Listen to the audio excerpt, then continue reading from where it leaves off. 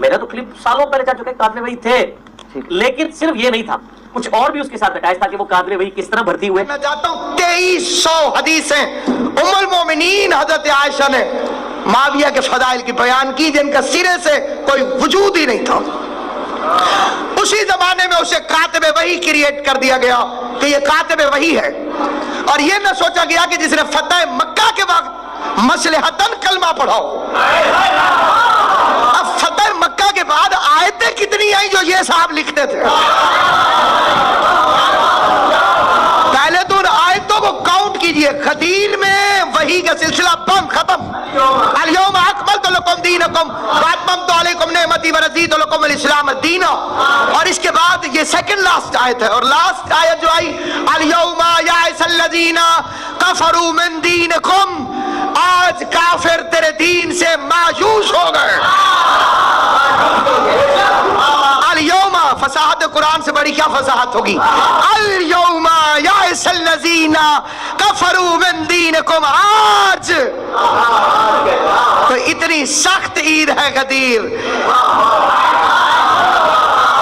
کہ جو کافر کبھی مایوس نہیں ہوا اسے علی کی ولایت سے مایوسی ہو گئی. اور مایوس وہ ہوتا ہے جس کے منصوبوں میں پانی پھر جائے. پورے سقیفے کی موت واقع ہو گئی غدیر سے. عربی میں بڑے حسین کو کہتے ہیں حسن. لغت عرب کے لحاظ سے اگر حسین کو بڑا کیا جائے تو حسن بنتا ہے, اور حسن کو چھوٹا کیا جائے تو حسین بنتا ہے.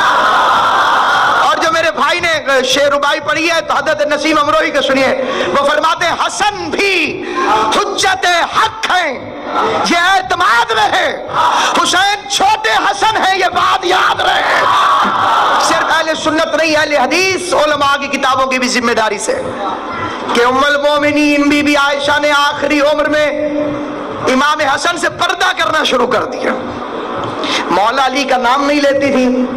ان کی روایتیں صحیح بخاری میں موجود ہیں کہ جب میں وہاں پہ گئی تو وہاں پہ وہ صاحب تھے, وہ صاحب تھے, وہ صاحب تھے, مغیرہ بن شعبہ تھا, محمد ابن اسلمہ تھا, اور ایک وہ اور شخص بیٹھا ہوا تھا.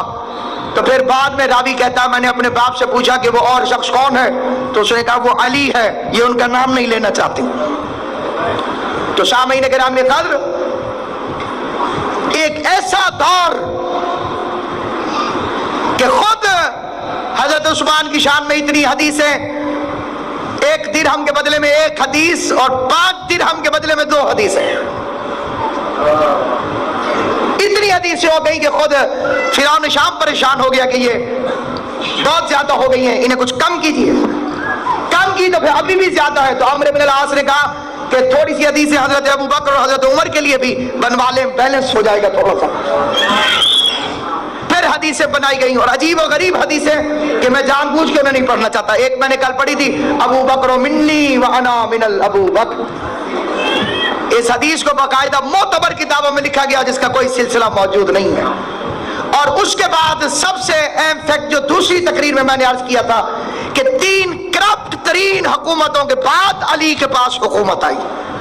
معاشرہ رسول کے بعد 3 اندھیروں کے گیپ میں پڑ چکا تھا, اور پھر تیسرے دور اس میں رشوت عروج